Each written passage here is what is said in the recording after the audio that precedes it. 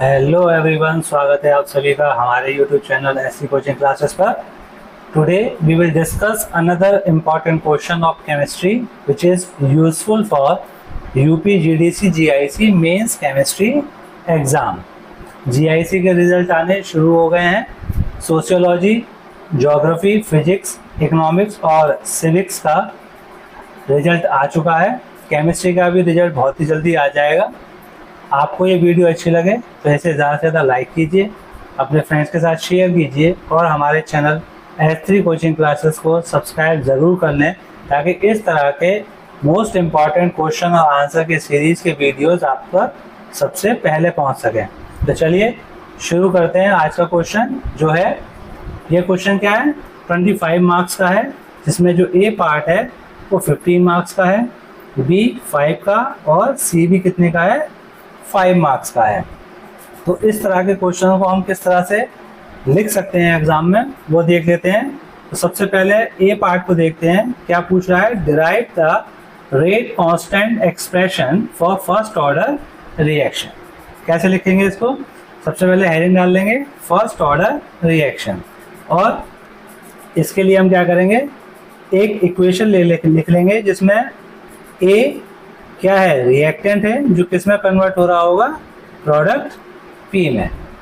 Suppose जब reaction शुरू नहीं हुई होगी यानी टाइम 0 पर ए की जो कंसंट्रेशन होगी वो क्या होगी, ए मोल रही होगी और पी की 0। और एक पर्टिकुलर टाइम टी पर सपोज पी के x मोल बने होंगे तो कंसंट्रेशन ए की कितनी रह जाएगी, ए में से x घट जाएगा, कितना आ जाएगा, a माइनस एक्स। क्लियर। अगर हम इस इक्वेशन के लिए रेट लिखें तो रेट क्या हो जाएगा, रेट इक्वल्स टू हो जाएगा माइनस डी कंसंट्रेशन ए ओवर डी टी। तो ये minus D A over D T किसके बराबर हो जाएगा, ये हो जाएगा के कंसंट्रेशन ए की पावर 1, क्योंकि ये रिएक्शन क्या है, फर्स्ट ऑर्डर रिएक्शन है। इसको रीअरेंज कर लें तो क्या हो जाएगा, ये हो जाएगा डी ए ओवर, इस ए को हम यहाँ ले जाएं इसके नीचे, कंसंट्रेशन ए, ये हो जाएगा माइनस को यहाँ ले लेते हैं के डी टी, ये हो जाएगी इक्वेशन 1। अब इस इक्वेशन 1 को हम क्या करते हैं, इंटीग्रेट कर देंगे। तो इंटीग्रेट करने पर क्या हो जाएगा, इसे इंटीग्रेट कर दें तो क्या हो जाएगा, यहाँ पर ये के क्या है, कांस्टेंट है, बाहर आ जाएगा। लिमिट ले लेंगे, यहाँ पर initial concentration A not, final क्या हो जाएगी ए टी, और 0 से क्या हो जाएगी लिमिट टी। जब इसको हम इंटीग्रेट करेंगे डी ओवर ए को तो ये किस में कन्वर्ट हो जाएगा, एल एन ए, लिमिट क्या रहेगी ए नॉट से ए, ये हो जाएगा माइनस के और यहाँ पर ये आ जाएगा टी। क्लियर। इसको और कैसे लिख सकते हैं हम, L N A upon concentration A upon concentration A naught equals to हो जाएगा माइनस के टी। अगर हम इसे इस तरह से लिखते हैं, L N concentration A naught over A, ये क्या हो जाएगा, पॉजिटिव के टी हो जाएगा, ये हो जाएगा इक्वेशन 2। और कैसे लिख सकते हैं इसको, K equals to 1 upon T L N A naught over concentration A. L N को लॉग में चेंज कर देंगे तो के बराबर हो जाएगा 2.303 upon T log A naught over concentration A. ये इक्वेशन 3 जो कि क्या होगी, फर्स्ट ऑर्डर का एक्सप्रेशन है किसका, रेट कांस्टेंट का। क्लियर। वेयर के क्या है, रेट कांस्टेंट, टी क्या है, टाइम, ए नॉट क्या है, इनिशियल कंसंट्रेशन, इनिशियल कंसंट्रेशन है, और ए क्या है, फाइनल कंसंट्रेशन, फाइनल कंसंट्रेशन है। क्लियर? तो इस तरह से हम ए पार्ट को लिख सकते हैं। बी पार्ट क्या है, draw the graph between log A upon A minus x versus T. तो बी पार्ट में हमें क्या लिखना है, हेडिंग डाल लेंगे बी, और हमें क्या लिखना है यहाँ पे, ग्राफ बिटवीन लॉग ए अपॉन ए माइनस एक्स वर्सेज टी। ए क्या है, इनिशियल कंसंट्रेशन है, ए माइनस एक्स क्या है, फाइनल कंसंट्रेशन है। तो अभी जो रिलेशन आया था वो रिलेशन क्या है, फर्स्ट ऑर्डर के लिए क्या होता है, रेट कांस्टेंट एक्सप्रेशन फॉर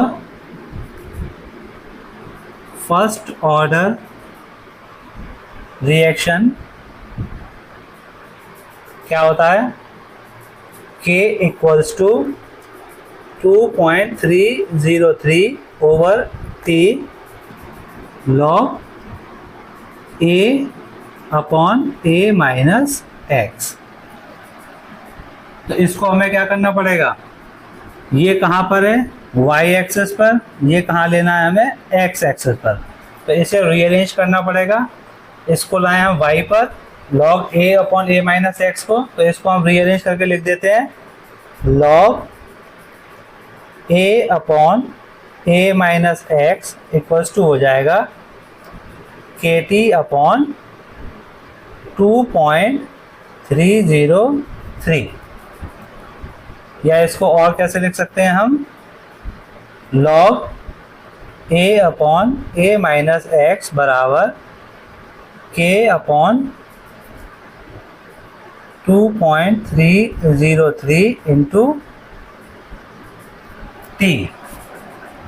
इसको अगर हम लीनियर इक्वेशन से क्या करें, कंपेयर करें, तो y equals to M X plus C. तो यहाँ पर c तो क्या हो जाएगा, 0, यानी इंटरसेप्ट क्या हो जाएगा, 0। ये y पर है और ये x पर। तो अगर हम इसके लिए ग्राफ लिखें, log a upon a minus x versus t के लिए, तो क्या आएगा, ये और ये आपस में क्या है, डायरेक्टली रिलेट कर रहे हैं।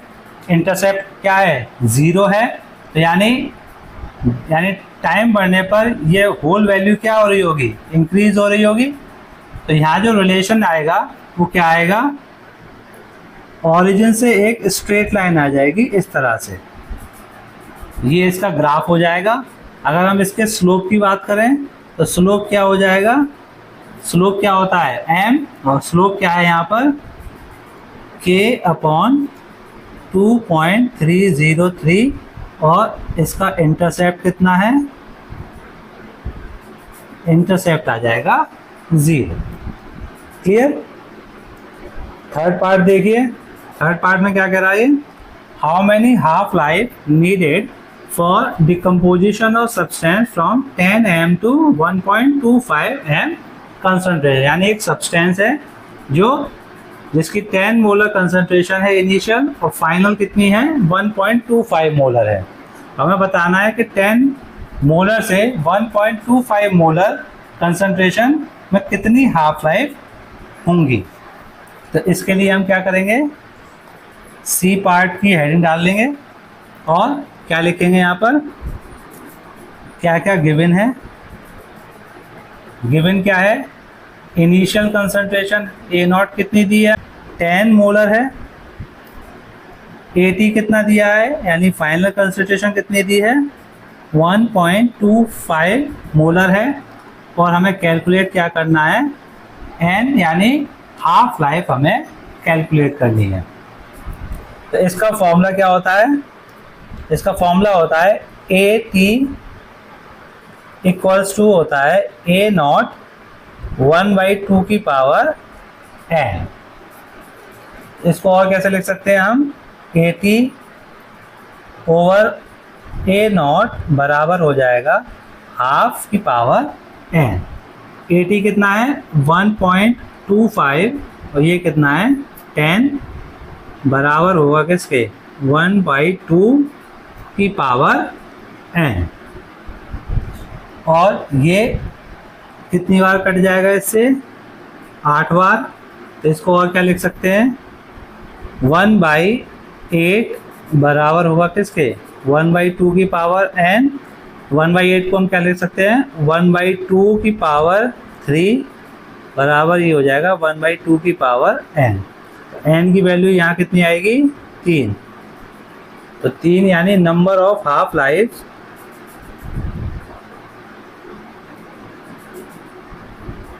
की वैल्यू कितनी आ जाएगी, 3। इस तरह से हम इस पूरे क्वेश्चन को लिख सकते हैं। क्लियर।